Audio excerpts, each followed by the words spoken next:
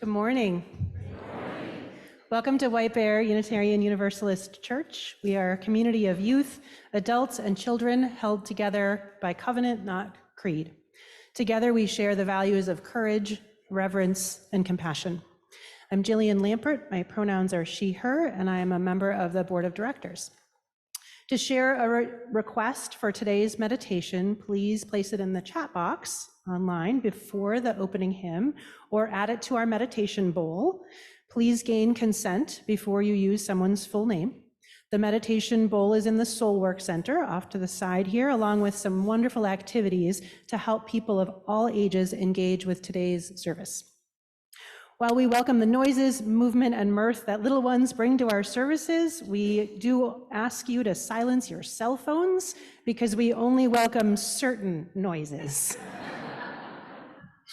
In the spirit of welcome, we also ask all to wear their name tags, and there are name tags at the Welcome Center as well if you don't have one in the name tag storage area.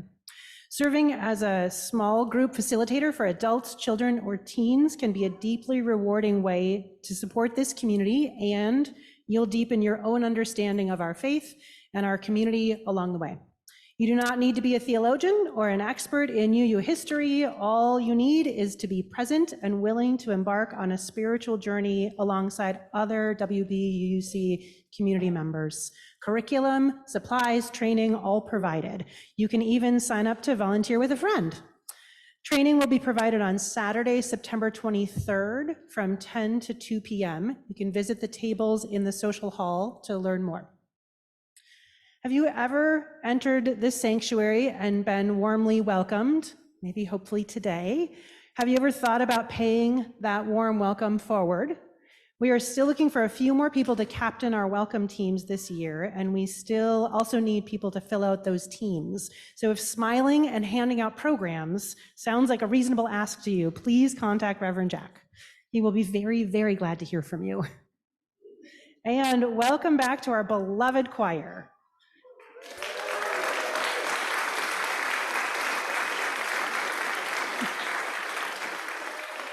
We are thrilled to have you here, and we will be enriched by your music more regularly this church year, which we are very grateful for. And we hope everybody will join us after the service for our social hour and reception celebrating Reverend Jessica. And we will be joined by the White Bear Big Band. You'll definitely want to stick around for this, so right across the hall in the social hall after the service. Welcome to our church. Together we grow our souls and serve the world in love.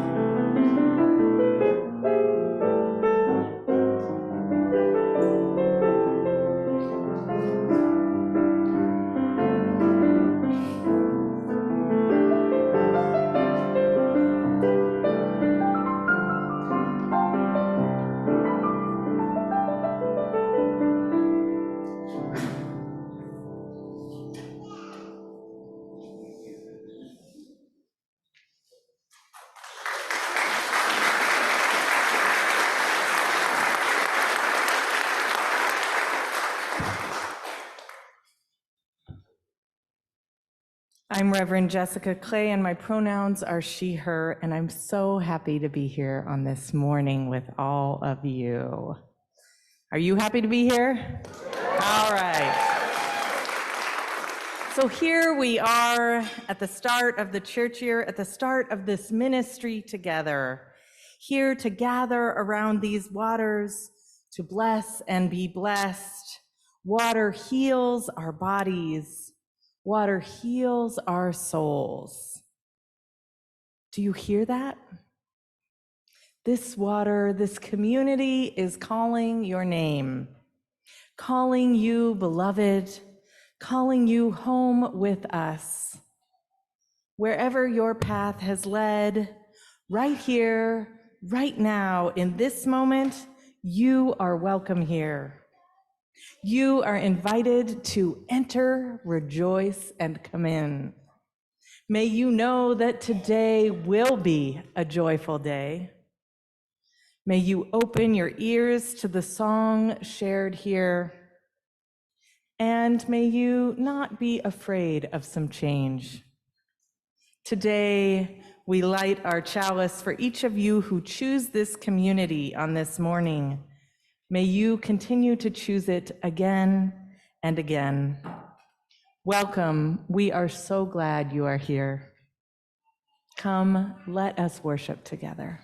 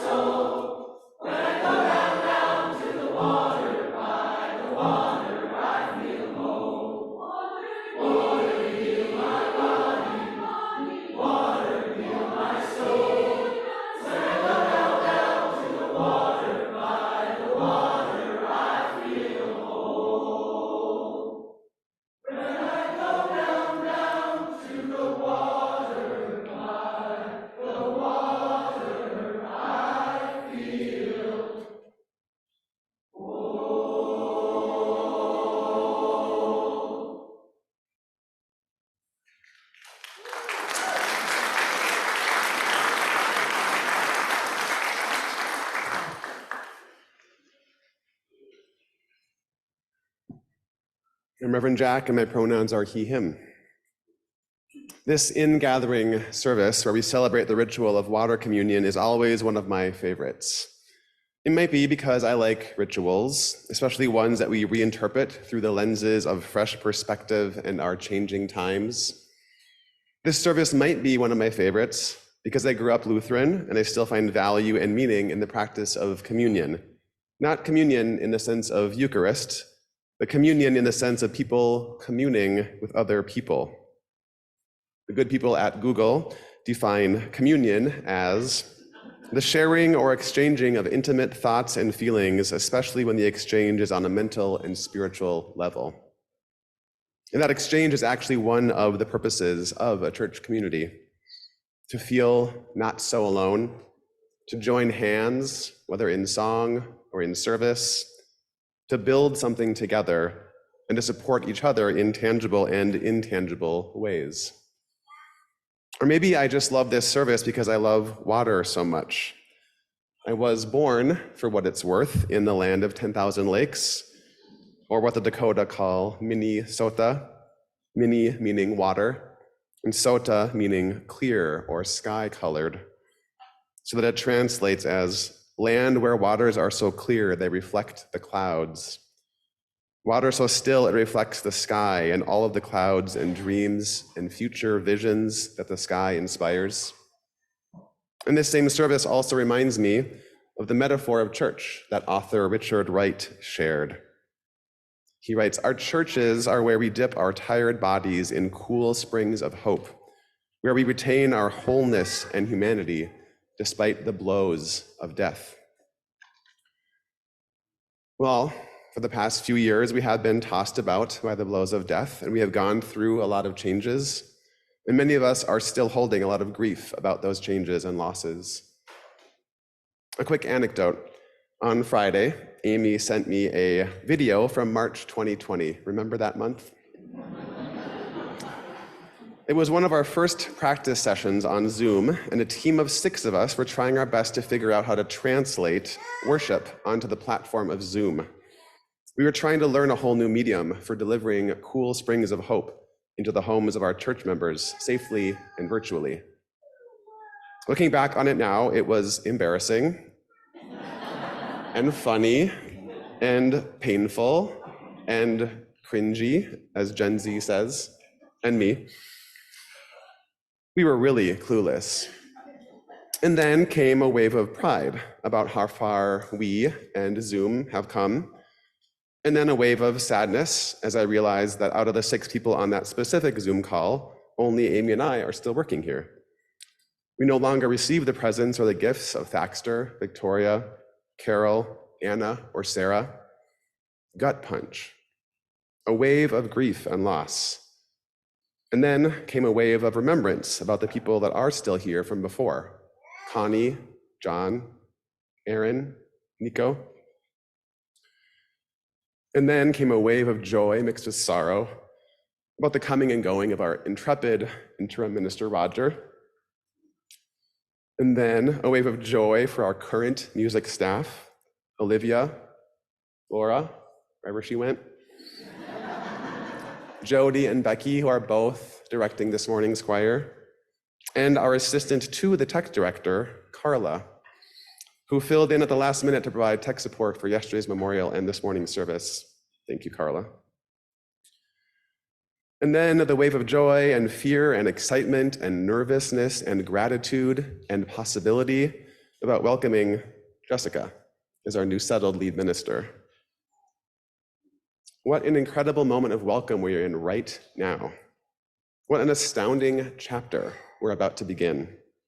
We have a whole new staff configuration, and we hope that you will do your best to welcome the changes brought about by this new team. Just this past week, we had a full staff gathering. Not everyone could attend, but this is that team.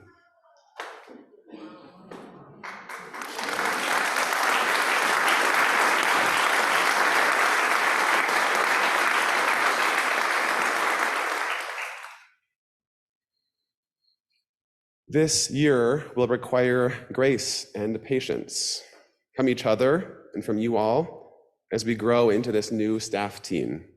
And we will offer grace and patience to you as well, as you continue to process your own griefs and losses, and as we hear from you about the blows of death that are swirling around your front door. May that be so. Amen.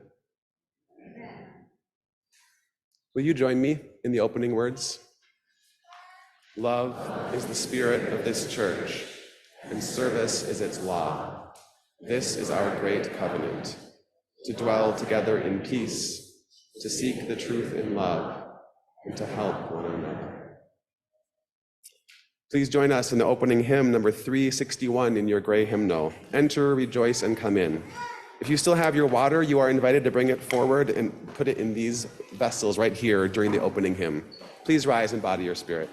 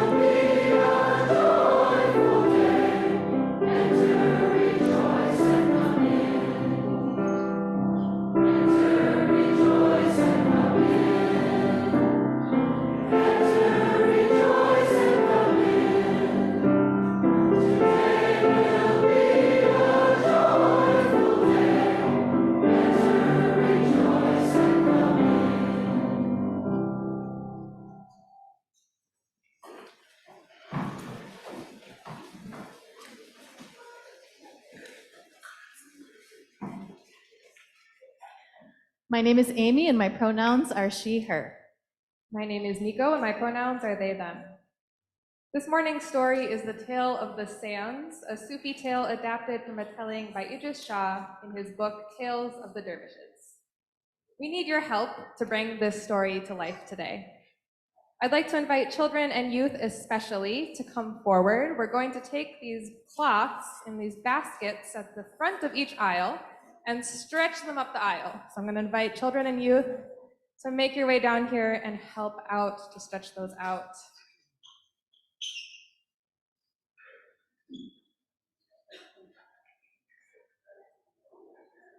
There's cloth on each aisle, so there's one basket over here as well.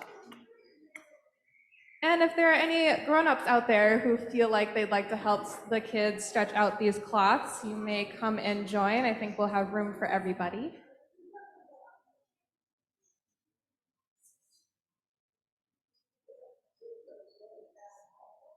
And as those are getting stretched up the aisles, there are some baskets in the back of this center aisle here with some white cloth. So if you are sitting in the back of the center aisle, if you could see those baskets with the white cloth in them and pass those along your row. They're right on the ground. So pick those up and pass them down your row.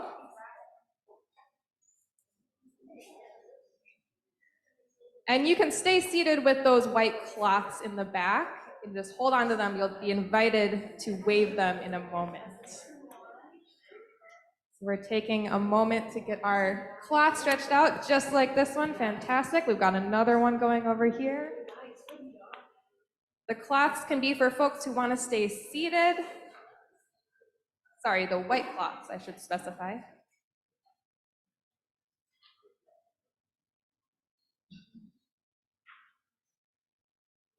All right. Great. So I'm going to give some instructions now, and then we'll do the story together. So if you have a blue cloth that's stretched up the aisle, you are the stream.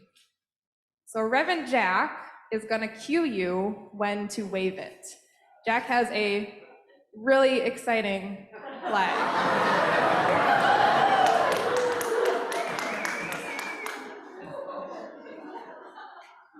So when you see the flag, wave, oh, fantastic, exactly like that. Can you do it one more time? Wave your cloth just like a stream. Let's give it a try. Jack, give us the cue.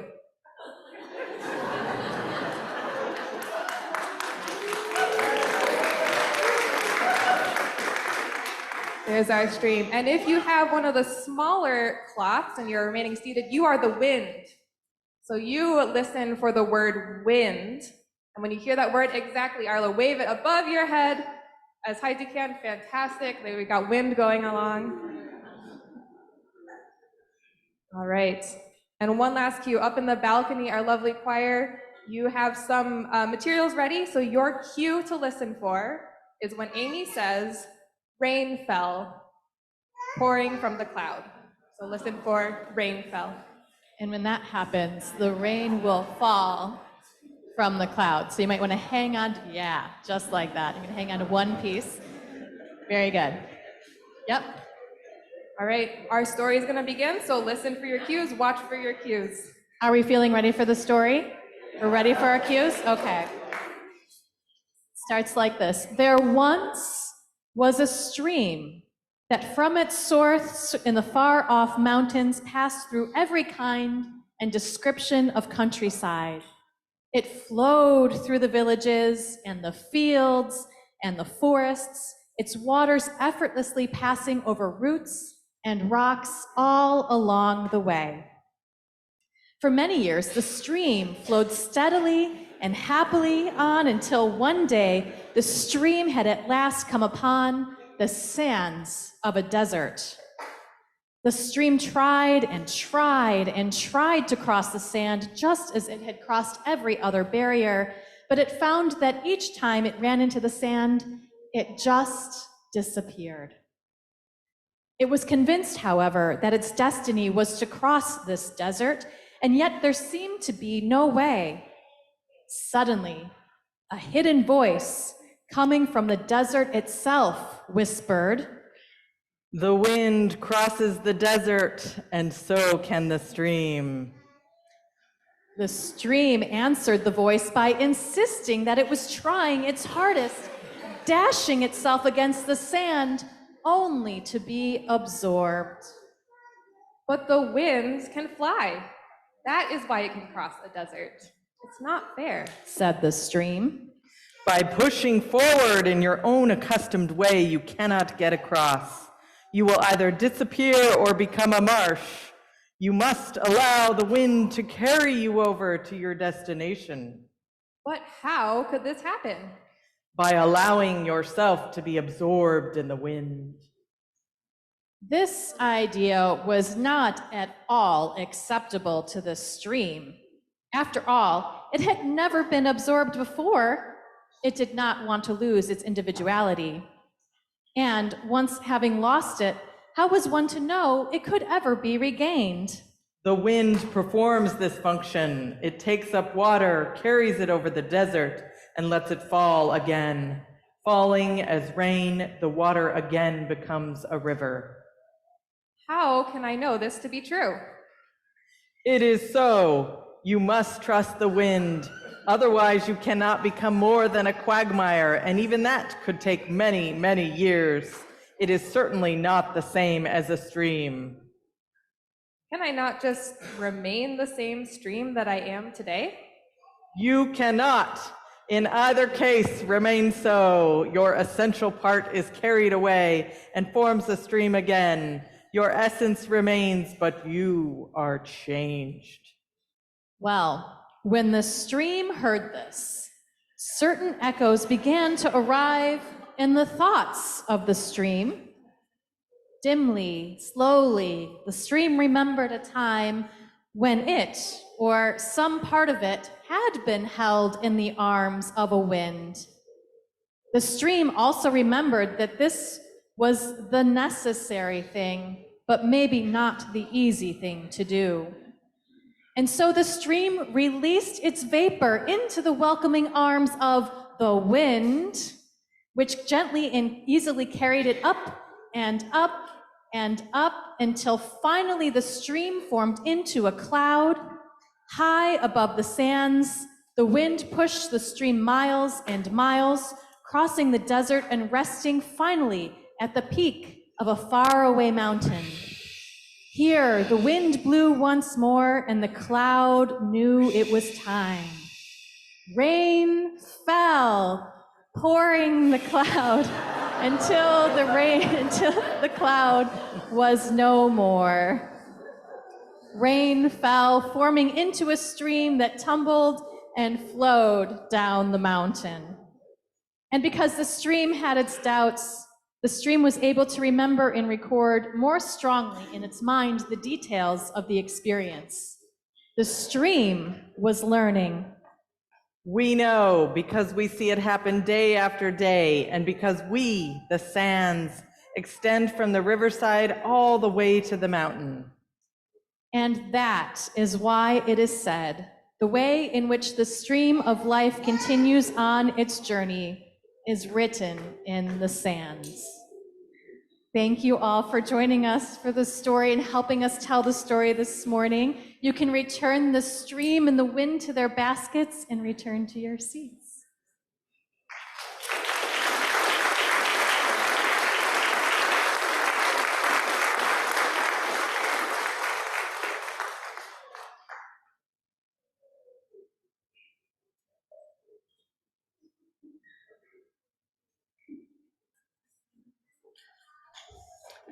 This is wonderful. My name is Kate Booth. My pronouns are she, her. I'm a member of the church, and I'm the current chair of the board of directors of H2O for Life. I've been working with H2O for Life for 11 years and about 5 years as chair. I am very grateful that this organization will receive today's special collection. It's quite an honor. H2O for Life offers a service learning opportunity designed to engage, educate, and inspire youth to take action to solve the global water crisis. We have a video that explains it all. Today's young people are coming of age during unprecedented times. They're looking for ways to make a meaningful difference. At H2O for Life, we're empowering young people with the tools they need to be global change makers. And we're making a real difference around the world by creating access to clean water, sanitation, and hygiene. Through our free resources like classroom presentations, lesson plans and reading guides, and classroom materials, students can learn about the global water crisis and all the issues connected to it. But this knowledge doesn't stay in the classroom. Students can turn it into action through a service learning project. Young people raise money, awareness, and support a water project of their choice. Our implementing partners around the world then lead these projects in their communities, building sustainable access to clean water, sanitation, and hygiene. So far, H2O for Life has seen the successful completion of more than 1,000 water accessibility projects around the world. Our unique approach helps young people make a big impact in the lives of others, one water project at a time. To get involved, visit h2oforlifeschools.org. We'll pass the baskets now, but you can also give in 3 other ways. Online using Breeze, by check mailed to the church, or put in the church office lockbox, or text to give. Whichever you give, please indicate the keyword water. Again, I'm honored that this is the day for this beautiful service, and thank you for your generous support.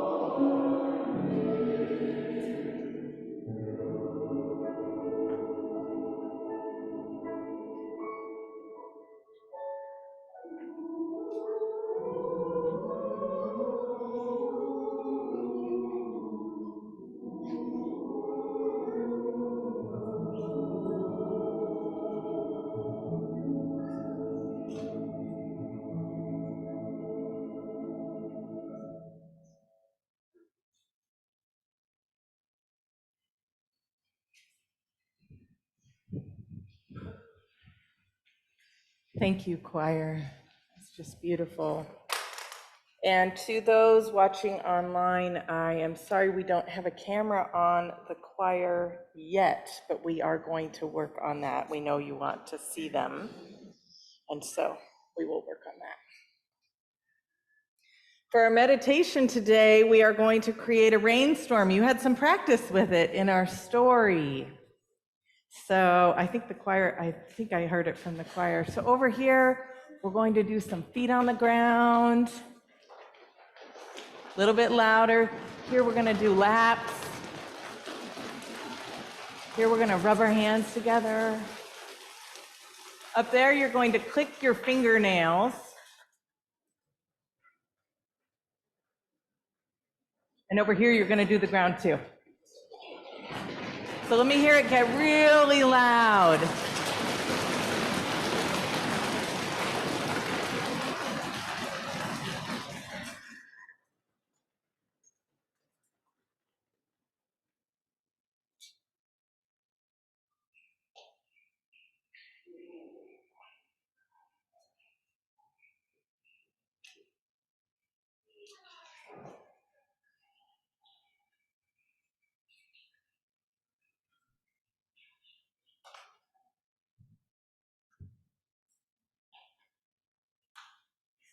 We know that the storms are coming for fall, coming to wash away and transition the seasons. We know that more water will come and nourish the earth. And so we just sit in this threshold of between seasons right now. I invite you to cast your eyes down or close them.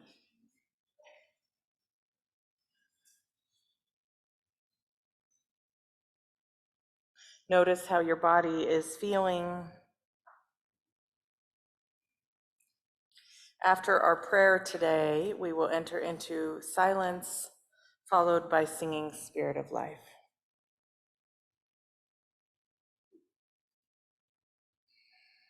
Holy One, one who goes by many names, Great Spirit that connects us.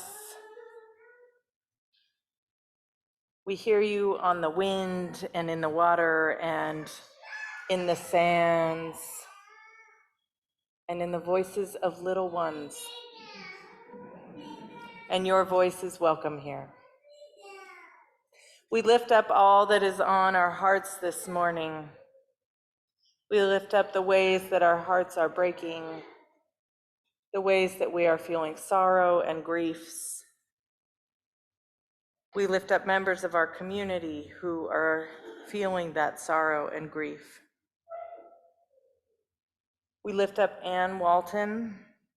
Ann's mother passed away on Wednesday at the age of 104. We hold a member of this community whose brother Steve is processing hard family circumstances. We lift up Russell Diedrich, who had a hip replacement on Friday and is recovering at home. We send healing prayers his way.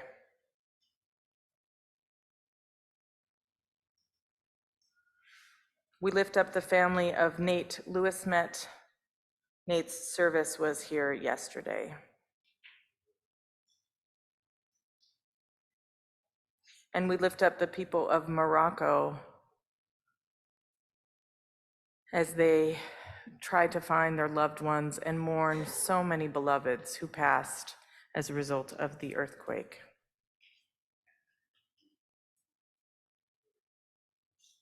In this moment, you may name who is on your hearts this morning.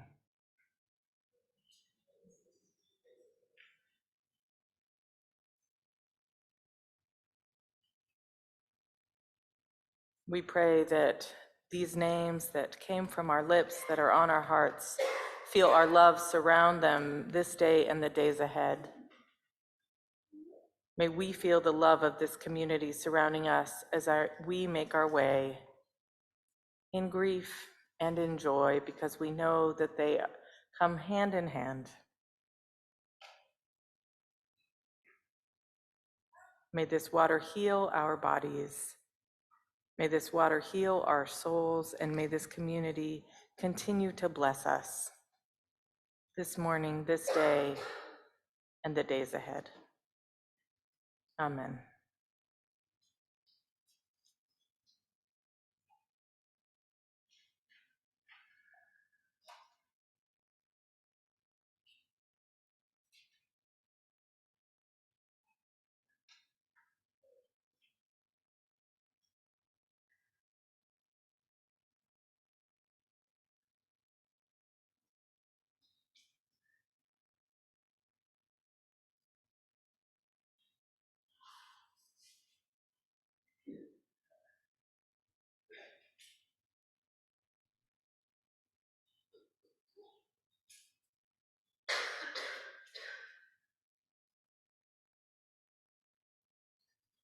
Please join me in singing Spirit of Life.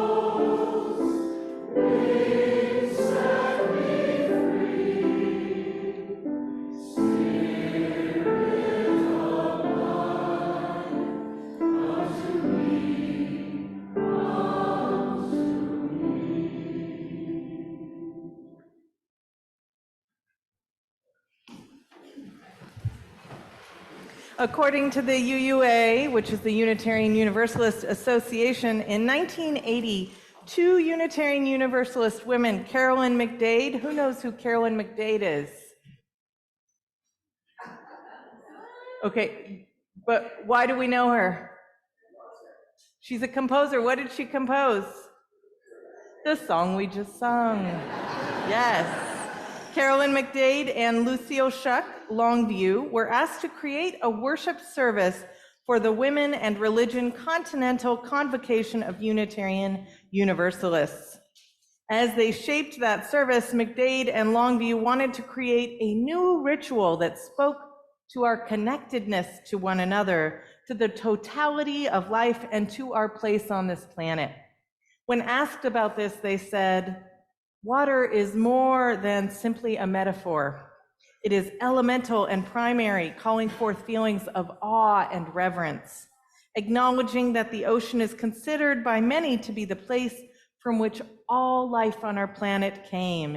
It is the womb of life, and that amniotic waters surround each of us prenatally. We now realize that this worship service was for us a new story of creation. We choose water as our symbol of our empowerment. And so we gather around this water here, as congregations all across the world are doing on this same day, and we acknowledge that we bless this water as it blesses us. We will bless this water, and then we will bless each other. So I invite you, if you're watching at home, to get some water nearby to bless yourself, or if you're with people, to bless each other. And this water also has the water from previous water ceremonies in it. Our water blessing this morning is from the Reverend Ron Mahtomedi, and the response is, "This water is sacred." So let's practice that. This water is sacred.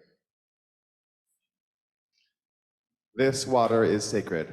It is made sacred by the many hands that have poured it with intention and love, the many stories that each drop contains, the many lives surrounding it in this unique moment, connected by commitment and faith. This water is sacred. May it continue to flow through this community with shining reflections of the unique gifts that flow through each of its members. May it continue to nurture this community with sustaining hope that we journey together through the ripples of growth and change. This water is sacred. May it continue to bless this community with loving reminders of our collective responsibility to one another and to the world. This water is sacred. May its ripples be a reminder that the changes and growth within this community bring movement and transformation to the world beyond our doors. This water is sacred. May its purity offer grace to our community and the willingness to forgive ourselves and one another when we make mistakes. This water is sacred. In moments when we are confused or uncertain, may it bring us clarity of purpose and commitment. This water is sacred. In moments when the reservoirs of hearts and spirits are drained by sorrow or pain, may it nourish them with the knowledge that we are surrounded by a deep and abundant love. This water is sacred. This water is sacred. So I want you to take a moment and think, what blessing were you seeking when you came into this space today? What are you needing at this time? Are you thinking about it? Are you waiting for me to move on to the next thing? Think about what blessing you were seeking today, because you are going to be asked that. So think about what blessing you are seeking today. And as you think about the blessing that you are seeking today, I want to provide some thoughtful context to why we are doing this ritual a little differently this year. We're going to be asking you to come up to these water stations 2 at a time at each table to bless each other. There are 3 tables here. This one can accommodate 2 pairs, and there's also 2 on either side of the choir balcony. In the past, we've often had designated blessers, often the staff or the board or members of the Worship Advisory Council. This year, we want to give all of you a chance to be blessed by these waters and also a chance to bless someone else with these waters. You might be able to bless someone you know, or you might be given the opportunity to bless someone new. This is part of what it means to be in community. We are bound together by our covenant, by our shared values, and by being in this building or in this Zoom room together. Sometimes we get to interact with people that we don't even know yet, and that is a blessing, especially on the heels of a time where we were so isolated. What a joy it is to be together in this way today. So Jack and I are going to model our water blessing, and then you are invited to come to a water station near you and bless each other. What is the blessing that you are seeking today? Rootedness. I bless you with rootedness.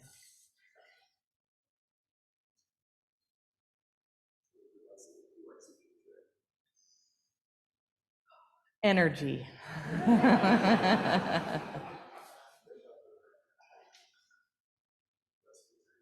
Thank you. So you will ask each other, what is the blessing you are seeking, and bless each other with that. You are invited to come forth now. If you would prefer to stay seated and have one of us come to you, you can do that as well and raise your hand at the end of the service, please. You may come and bless each other now.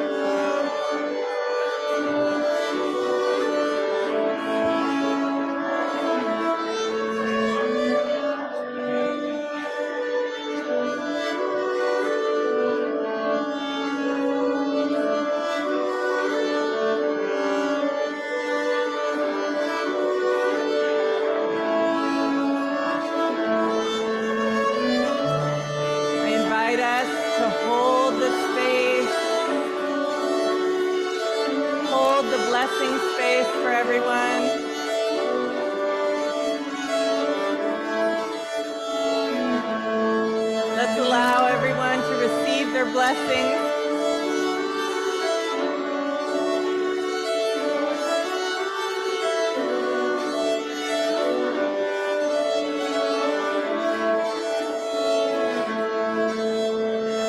Come over here.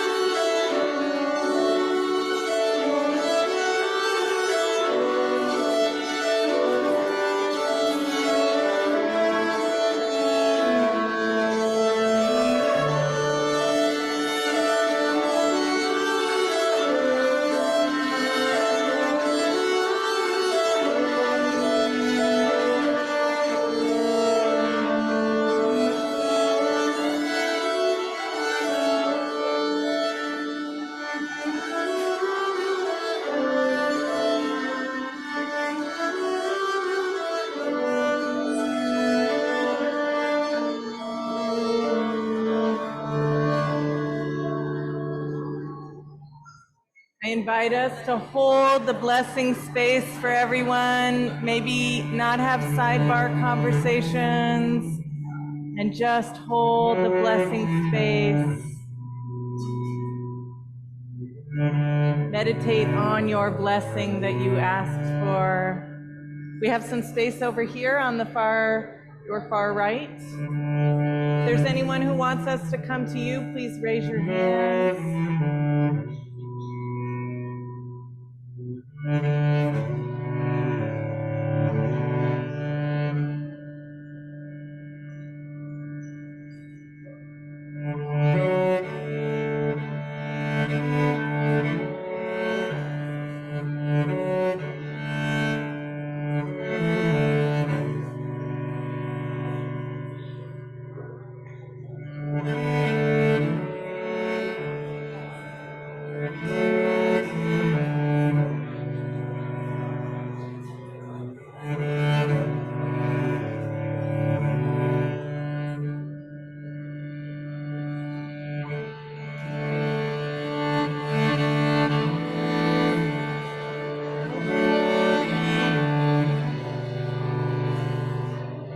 Thank you for blessing each other.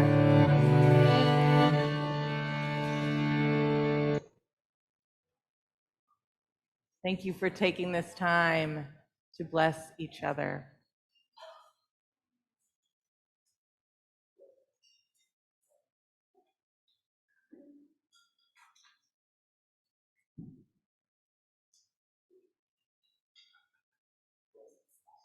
Turn to your neighbor and say, "You're a blessing."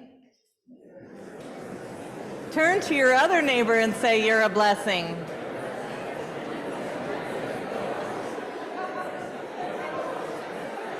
That was 3 words. That was a test.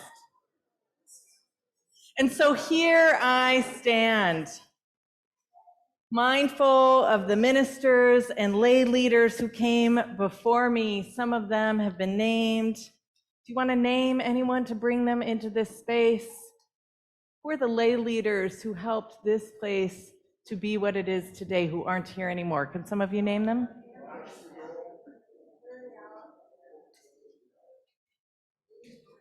Who are the ministers who helped this place to be a welcoming place for all? Can you name them?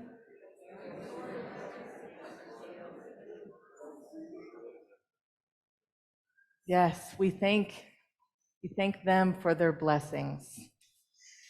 You have all blessed each other during this service, and we are blessed by our history, by our ancestors. So here I am, this new minister. Some of you are excited. Some of you might be a little nervous. Some of you might be wondering, what is she going to change? And some of you are already noticing things that have changed. I'm grateful to Reverend Jack for naming the ways that change has been a part of this congregation for the past few years. And we sang it in our opening hymn, right? Don't be afraid of some change. I am some change. And with change comes loss, the loss of the ways that we did things, the loss of the familiar. And for those of you that are new, like me, this may not resonate. But for those of you who've been members for many years, you might be feeling a bit more loss on this morning, and I hope that those blessings were a balm to that loss. And what's true is that change is in the air. Can you feel it? We can tell that the seasons are changing, with the leaves beginning to make their descent from the trees, waiting for that kaleidoscope of colors that signify sweater weather is on the horizon. You might be noticing the call of hibernation on the horizon, the call of going inward, the loss of the warmth of summer. I am a Californian, and I will always be a Californian, but I love seasons. I love them so much, and I'm so excited to experience them here with you and with this gorgeous view. There's an immense understanding of the privilege of being able to stand here in this space with you right now, the privilege of you calling me as your next lead minister, the privilege of you choosing this community, this place, this morning, and the mornings to come. Know that I do not take this privilege lightly, and I'm so grateful and humbled to be a part of your story. And before I tell you all of my dreams and hopes and visions for you, I want to get to know you. I want to know your stories. I want to know why you've said yes to this congregation and why your yes continues. This is a year we are embarking on of information gathering, of getting to know each other, of learning how my ministry and your stories and your vision for your congregation can lead us forward. Anyone feel like breaking into bars of getting to know you? A couple of things though. I'm going to make some people uncomfortable. I'm aware I already have. I know some of you got a little uncomfortable during candidating week when I said amen and asked you to respond. It's okay. It's all right. When I say amen and ask you to respond, all I'm asking is for affirmation. I'm asking if you agree with what I'm saying. It's that simple. They say that the minister's job is to afflict the comfortable and comfort the afflicted. So I'm giving you a warning and an invitation. Anytime I make you uncomfortable, know it is an opportunity for conversation, a conversation to learn each other's stories.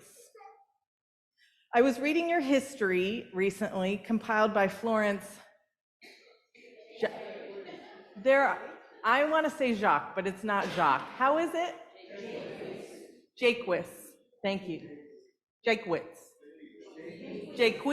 Thank you. Thank you. I was reading your history compiled by Florence Jaques recently, And she wrote about when this congregation was first formed by 18 people. They had many conversations about their future. Florence writes that they also launched a first discussion of their varying philosophies and possible disharmonies. She said that everyone agreed that tolerance in leaders and members would make such disharmony unlikely. She continued, having stated this ideal in abstract, they then proceeded to violate it in their discussions of concrete points. One of the most heated arguments at this time was whether or not to use the Lord's Prayer. One member who wanted it every Sunday demanded of another who didn't want it at all. Can you imagine these conversations happening?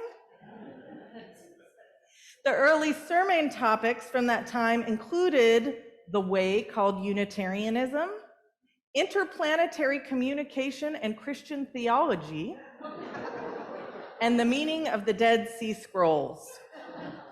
Interplanetary communication aside, the reason they were gathering was because they were looking for community, looking for people with similar values, looking to belong.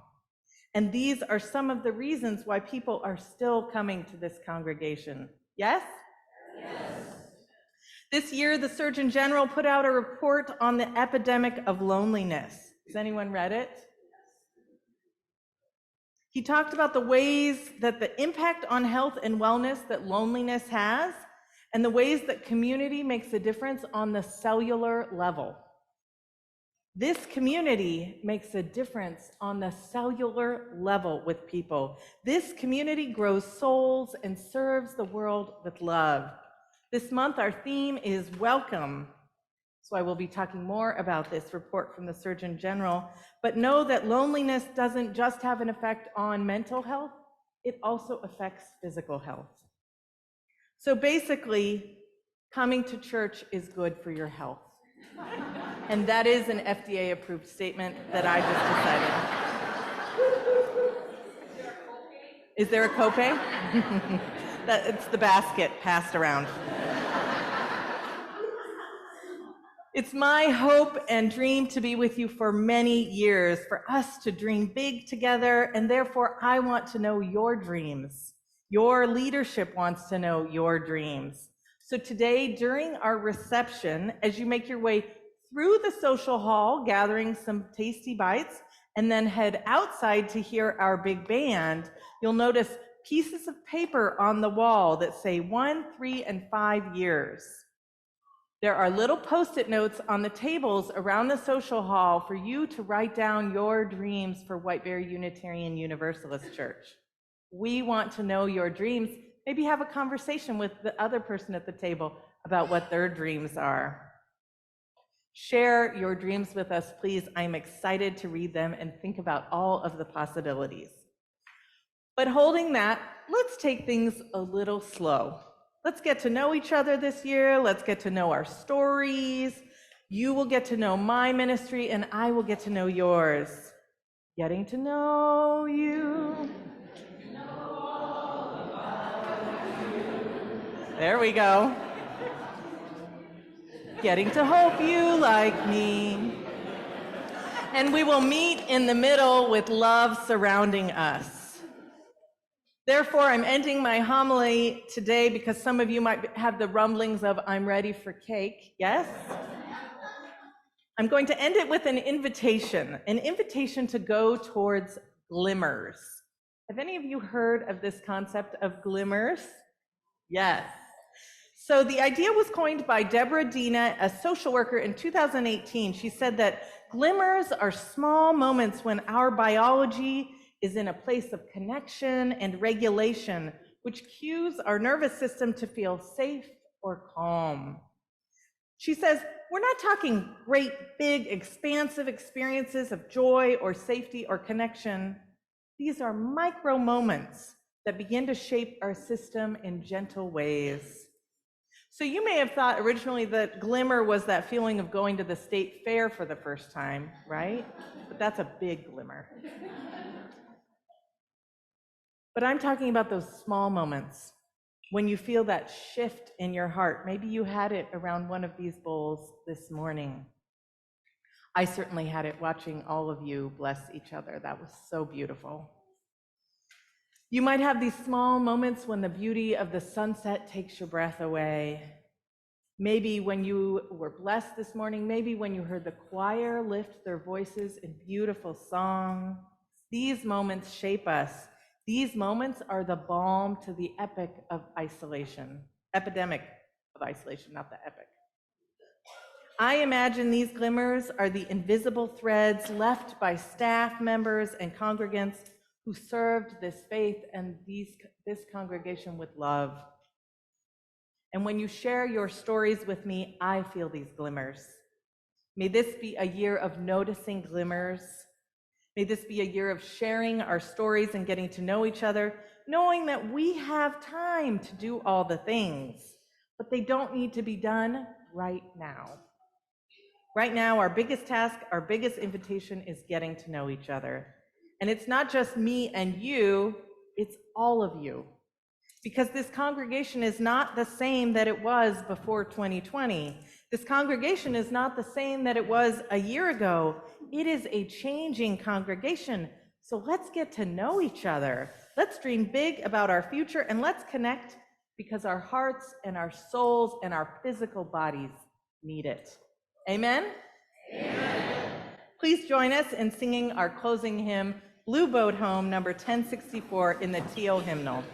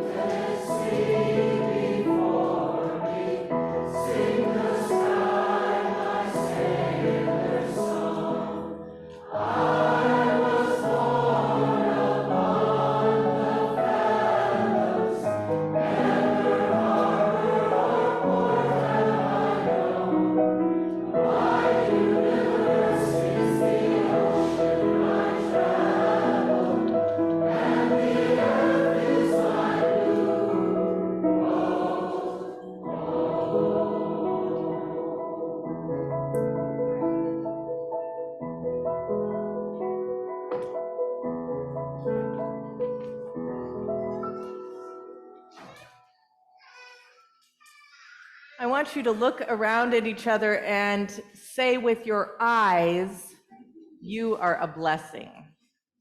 Say it with your eyes.